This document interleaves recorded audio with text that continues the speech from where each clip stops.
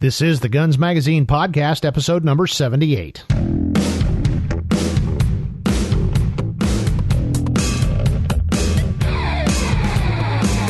Hi there, and welcome to the Guns Magazine Podcast. I'm your host and the editor of Guns Magazine, Brent.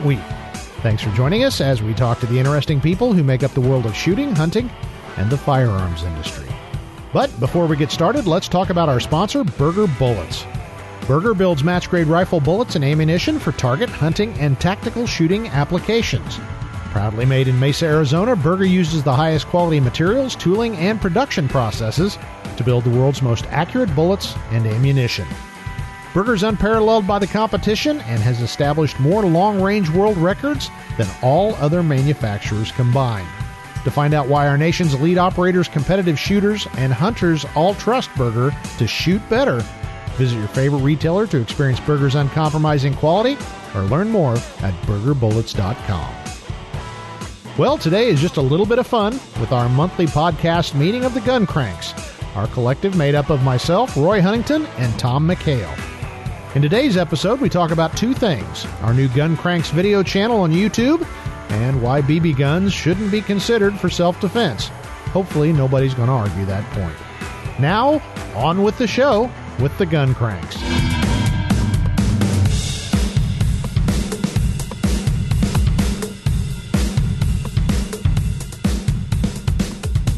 Well, hello, gentlemen. We're back for another episode of the Gun Cranks podcast. Good Lord, they haven't caught up with us yet, huh? No kidding. Well, that's the voice, the mellifluous voice of Roy Huntington. And with us also is Tom McHale, editor of American Handgunner. How's it been, guys? It's been a few weeks since we talked. Yeah. It's been peachy here. Spring has sprung here. Yeah. Well, today I thought we would kind of just vamp a little bit and talk about something that we're having a lot of fun with, which is the Gun Cranks. We have we started doing this, as our little collective is known, the Gun Cranks, and we started doing some video, and it was very popular, and we had to stop briefly and retool, and now we've got our own YouTube channel, and we're reformatting things a little bit, so I thought we would take just a couple of minutes and talk about the Gun Cranks video series. It was nice of YouTube to give us a channel. Yeah. I thought that was very generous. And it's quickly becoming wildly popular, so that's a good thing, and it's keeping our bosses happy and, off the ledge, so hopefully things might go well here, and soon I'll have my own jet that I can fly to my 105-foot yacht. Should we say, you mean Wayne LaPierre? Oh, wait, sorry, was that my outside voice? I apologize. Exactly. Yeah. Well, it was an accident. The Gun Cranks, we have a lot of fun. Actually, we're having too much fun doing it. We kind of just get together and vamp, and we record it, and our great editor, Sherry Legate, edits it down and puts all the stuff. Last week's episode, that was just published, we did a lot of bad words, and she was mad at us because she had to do little poopy things over our mouths and the noise when we said stuff. So I haven't seen it yet. I hope it's funny. We really were, I guess, potty mouths. We were. When she said she was putting little poopy icons in our mouth, I thought, I don't know that I like that. Yeah. Wait a minute, really? I haven't seen this yet. So. Yeah. Well, and she pointed out in our production meeting, Roy used the big word, which I didn't even catch. So she had to basically... Phooey. I said phooey is what I said. Well, and let's see, among other things, we talked about... I don't even want to say what we talked about, other than I was sending an email to these guys, and I said, my mom's going to be proud of this one. We talked about marital aids for elephants, and Roy went off on a tirade. That's the funny part. We're talking about horses, and Roy started sharing his tales of a segment we call Gentleman Farmer. And Roy, you lost your mind. You lost your freaking mind. It's barely there anyway. Just ask my long-suffering wife, Susie. Yeah. So, yeah. You really hate horses, don't you? Yeah, I'm a little embarrassed by that segment now, I think, in retrospect. Although I don't find myself casting a wishful eye at horses on nearby pastures, It really did feel like it was a... guys, I've got to run. I have to water my plants today. I forgot all about that. Yeah, whatever. Yeah. No, you're an unindicted co-conspirator with this. You're part and parcel of it. So what is it you guys think is the best part of this? I just enjoy yakking with you guys, and that's, I think, what the viewers like is we're just gun guys, and we just talk about guns, and then we talk about how much Roy hates horses and stuff for elephants. It kind of ends up wherever it ends up. But what's you guys' favorite parts?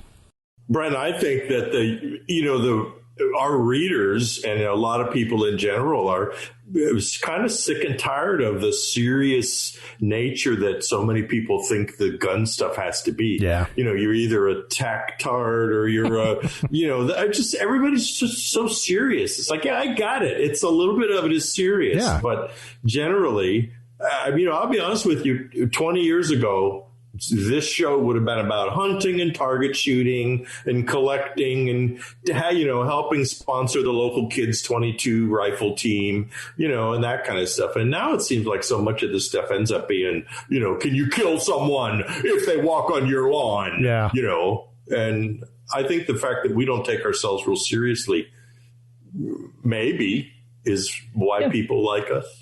Well, to me, it's like the kind of conversations you get into at the range, and you're hanging out at the range and, after shooting or between things, you just chit chat about stuff. And that's kind of what I like. There's a lot of highly produced stuff out there, on the internet. And it's, Roy, as you said, it's serious and it's preachy and teachy and all that stuff. And it's fun to just sit around and talk, Yeah. We got to figure out how to make this interactive one day so people can call in. That'd be a blast. Or frightening. I don't know. Sure. Well, I learned something the other day. I was watching something on YouTube, and it was this beautifully produced, dare I say, overproduced, tactical, a couple of millennial-looking guys with beards and all that, and everybody's wearing tight T-shirts, and there's extreme slow motion, and everything's HD, uber HD digital, and there's computer animated effects involved and everything. And I lasted about a minute and a half or 2 minutes before I verked, when I was watching it. And then a little bit later, I was watching just some kind of guy with his iPhone showing me how to take apart a gun. And I watched the whole 30-minute show, And so I think the lesson there was that it really is about content, and it's not so much about the production quality. If you have good content, good production quality helps. But I think that these people are learning that just because you have your guy who graduated from film school doesn't mean that you're going to have a successful YouTube. Exactly. And I had to laugh when you said, overproduced, and nothing against our producer, Sherry. She does a fantastic job, but it's like trying to herd cats. We are the cats, and she's doing the best she can. I do feel a little bad sometimes for her, but just a little bit bad, not that bad. Trying to think, we've been doing this quite a while, since last year, and we've got a bunch of segments, and we do so little show prep. We're trying to really be professional now and do more of it, but basically we get together and kind of yak. Is there... I'll keep talking while you guys think. My favorite segment so far is, aside from Roy's horse rant, has to be the chicken shooting.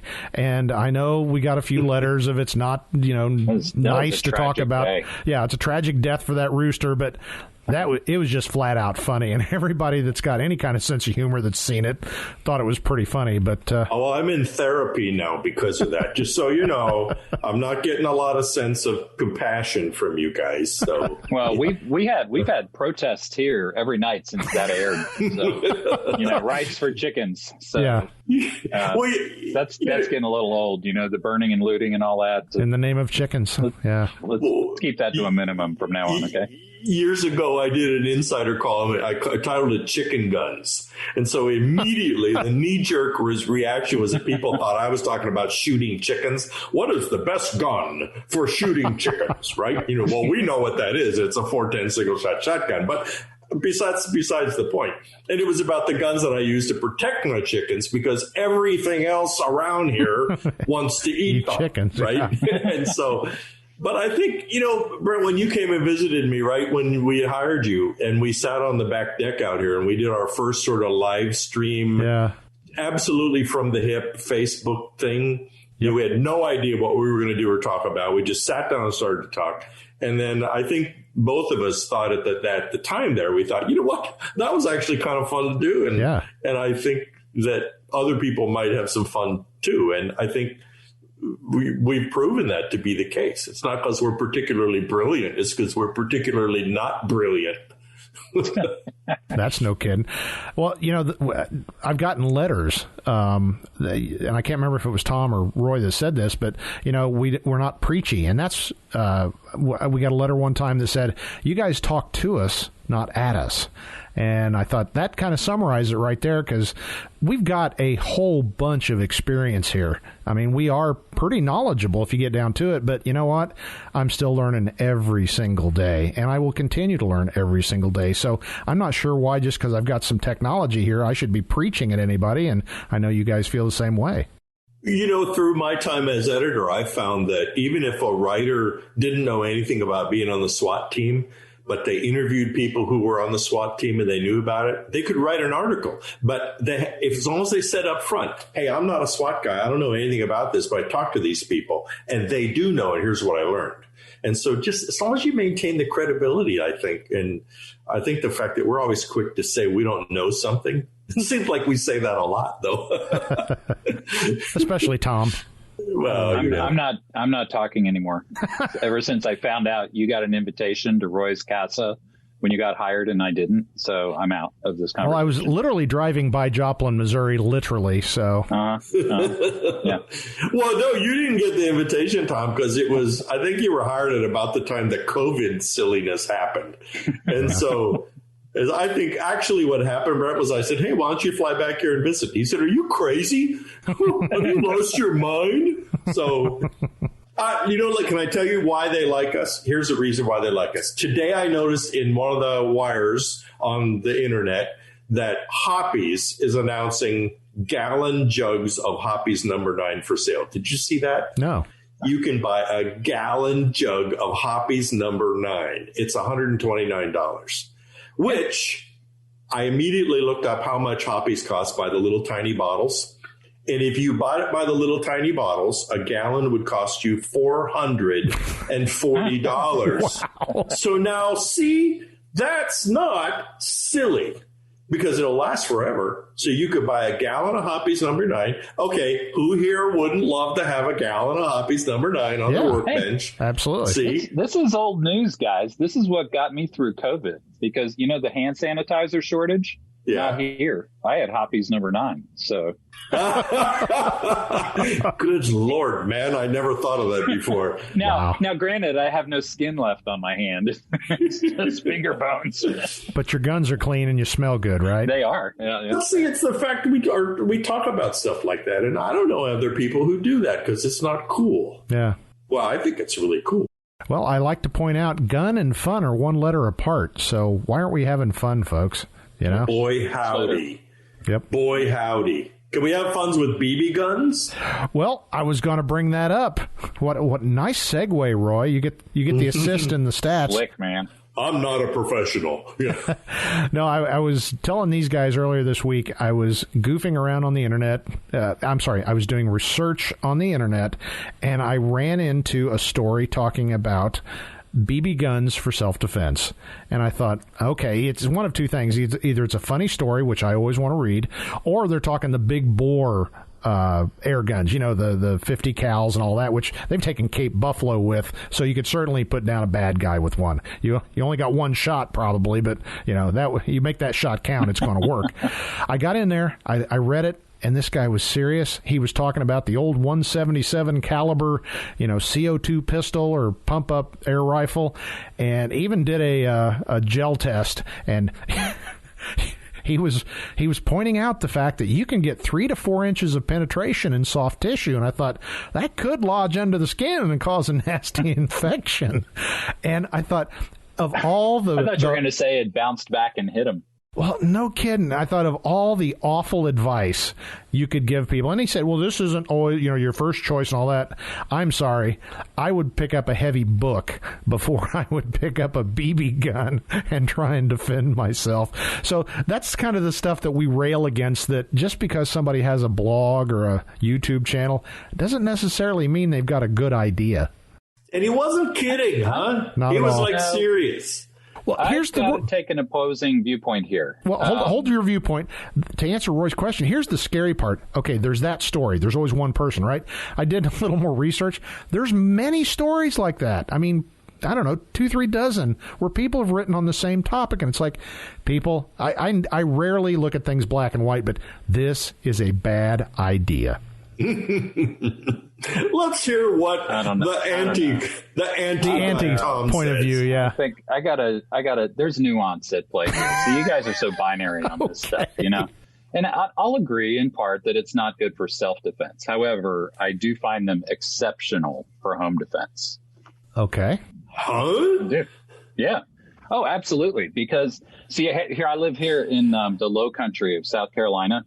And because we enjoy having hurricanes come wash out the bottom 10 feet of our homes every few years, and the houses closer to the shore are built to level up, right? So everything starts one higher. So you have these big spaces kind of underneath your house. And every now and then we will get little critters, these little roof rats, that will want to move in from the swamp. It's like they think they have some kind of right to free housing or something like that. I was going to say, so isn't that what you call people rioting in Portland, roof rats? Well, that's how it started. See, the roof rats started rioting and protesting out back in the swamp, and then they started setting fire. And when all that was done, they said, hey, we're just going to move in. So they start to move in. And I have to tell you, those 177 and 22 air pistols, are outstanding home defense weapons against rioting roof rats. So think about the physics here for a second. Okay, you got a little rat. It's like, the size of your fist, only skinnier. And you're hitting him with a 22 caliber thing, more or less. It's kind of like a cannonball hitting a person, right? These things fly and drop dead instantly. It's spectacular is what it is. As long as your sliding glass door doesn't get in the way, right? Oh, but that's another story we won't go to. Well, just so you know, when I was a kid, we used to wear heavy winter coats, and we were smart enough to wear glasses. We would steal our parents' glasses, and then we would shoot at each other with BB guns, like the Red Ryder BB guns. Yep. And it was pretty fun, except we would shoot the buttons. So, of course, the plastic buttons would all break. And so it's a wonder that we survived now we think about it. Yeah. Even as an editor, and we occasionally get some kind of strange, bizarre queries for stories and all that, I can't fathom how anybody would think, that's going to be a real good idea. That and the one article was talking about, well, if you can't carry a gun, well, let's think about this. If you're in a position, a location where guns are not allowed, maybe you could technically argue it's not actually a gun, but I'm sure if you would pull it out or somebody would see it, you'll get to see people with real guns coming up real fast. So the whole concept, just from start to finish, is just bad juju all the way around. Although, if you actually did pull out a Red Ryder and pointed it at a bad guy, he may laugh so hard that he could choke on his phlegm and fall down, and then you'd have a one-shot stop with a BB gun. There you go. And first ever in history. Moss could write an IU files about you. So can we say, look, if you ever do that, make sure you call Brent or Tom. Yes. Yeah. And let us know the true story. So, Tom, you write the Air Power column for Guns Magazine. Maybe we could do an air power on this topic, or maybe airsoft guns for self-defense, because they sting like the dickens. They do. They do. The key to airsoft, and airsoft, just to be clear for those who aren't real familiar, it's really kind of designed for force-on-force type stuff. Right. Not metal pellets and BBs. I'm talking plastic airsoft. The the energy levels are kind of like that. And of course, you do all the safety gear and everything, but that's what it's for. But I'll tell you, there's a secret to successful airsofting, and that is to wear loose clothing. Mm-hmm. Trust me on that. The loose stuff, it hits, and it's kind of like whacking a carpet with a broom hanging up over a clothesline or something. When it's tight, if there's a spot that's tight and you get hit there, you will feel it. You'll have a nice little welt living with you for a couple of weeks. So. Well, you were saying that we could do product reviews, come up, maybe even our own line of guns, American Handgunner BB gun defensive equipment, such as BB resistant vests, made out of the finest quality paper towel. Cardboard. Yeah. Do you remember those when we were doing police training this was 20 years ago, and they came out with what were they called? The bullets that you could actually shoot out of a real gun. And Simunitions. Yeah. Boy, talk about leave a welt. Oh, yeah. Yeah. Like when we first got those, nobody really understood it. So, you'd wear like goggles and they'd say, oh, roll your sleeves down.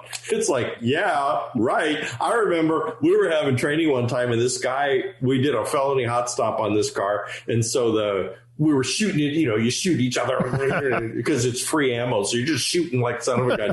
But the bad guy was this detective and he was kind of an asshole.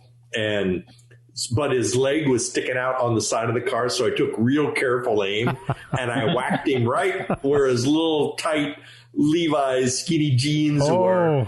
Oh, yeah. That lit him up. He jumped up. So, of course, then we just, we really blasted him then. Wow. So, but later on, he showed me the welt, and man, it was like a fist-sized bruise on his leg. Oh, yeah. I got lit up at a Black Hawk training event a couple of months ago, and all over my back and side. And man, you'll see it. You'll see those marks. They were using simunition or simunitions. Yeah. Yep. That's scary stuff now. I got invited to an event not too long ago and somebody said, and we'll be doing simunition training and teach you, door breaching and all. And I said, no, thanks. No, we won't. Yeah. I'd include Tom here. We're at the age where there's probably nothing on the other side of that door that I really need to breach and get into. No. I'm more in the barricade mode at this point. Yeah. You come and get me and we'll see how that goes for you. Yeah. Hey, we could do a YouTube video about that. Home defense. And we would just go, see this door? Keep it closed. Exactly. See this lock? End of episode. Yeah. Lock it. And then hold up like a close-up shot because we could use special effects, right? Yeah. You roll a close-up shot of a cell phone, us dialing 911. Yeah. And then a close-up of a real pretty blonde girl saying, hello, police. I'm barricaded in my bedroom. Would you please send young, healthy officers to come and save me? That's home defense, friends. I pictured more Roy asleep in bed, and you cut over to the guy Jimmy in the door or whatever, and Roy kind of wakes up, just reaches over next to the bed, pulls some kind of major caliber handgun out, fires off one shot, the guy drops dead, and then he goes back to sleep. We'll clean him up in the morning. What do they always say? What is that thing about? It was my grandmother taught me to always hug your enemies. That way you know how big to dig the grave. Thank you, Grandma. That was good advice. That's brilliant. Yeah. Your grandmother, not your grandfather, your grandmother. My grandmother. Yeah, my grandmother did that. She sounds like a tough, flinty lady. On that note, we have a new tractor addition to the family here, which we'll hear about later in the Gun Cranks. And Susie has it. She's named it Scooter Pie. And it's a subcompact tractor. So it's got a bucket. It's just like a real tractor, only mini-me. Yeah. But it's got a backhoe on it. I know. And so that's easy to dig deep holes in the woods on your property. Scooter. Yeah, I never thought of the idea of tactical tractors. you know? Good Lord, you just invented a whole new thing by saying exactly. that. And magazines, best tractor for digging graves, Tactical tractors. Yeah. All right, I'm going to have to cogitate on that. So be prepared for more gun crank silliness down the road. Exactly. And we will hear that in the Gentleman Farmer segment. So, guys, it's been great. I just wanted to hit those high points of gun cranks. I hope everybody comes and checks us out. It's more of this nonsense. We had to be a little less saucy this week when we recorded. We got a little blowback from maybe the owners, but it was funny, and we have so much fun. What I really want is the day we can put together a blooper reel, because that will be the one to watch. And Roy's outtakes of his impression of a chicken, which I'll just leave it there. But chickens are kind of like an ongoing joke with us. Well, it's because if they're there. Did I tell you I got 10 more chickens not too long ago? Because all the other ones got eaten. Yeah. So they're starting to lay eggs. We have 10 chickens, and they lay 6 to 7 eggs a day. Excellent. Which is cool until there's like 2 weeks later, because you want to look at them and say, you stop laying eggs. Yeah, that's a perfect breakfast every day. So it is, but not 6 to 9 eggs a day. When they draw your blood and the oil slick is on top of the tube. Oh, well, all right. Well, one more thing though, Roy.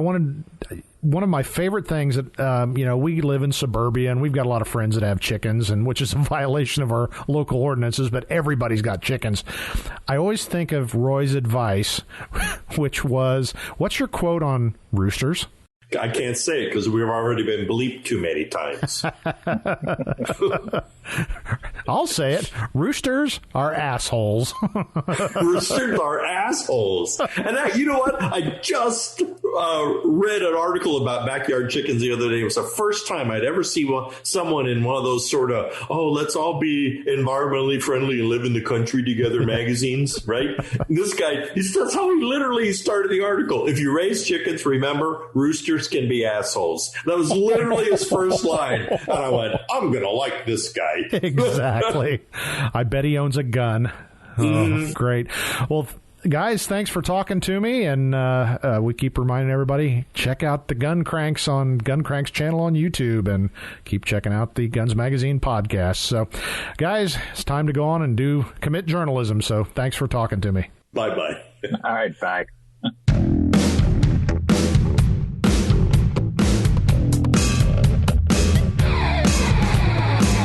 We're probably having too much fun doing all these gun crank projects, and I hope you're enjoying them too. And with that, we also hope you're enjoying the Guns Magazine podcast. Please tell all your friends, even those humor-impaired liberals. Guns Magazine was first in the business, and we're using our decades of friendships to bring you the most interesting chats in the gun world. If you've got any questions or comments about the show, please email me. That's editor@gunsmagazine.com.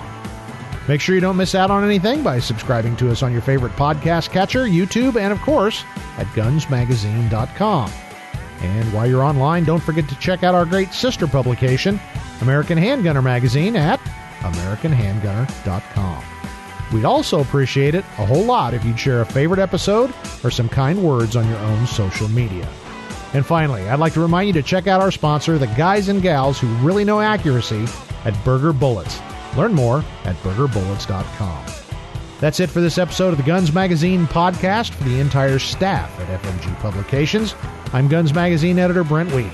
Now get out there and get shooting.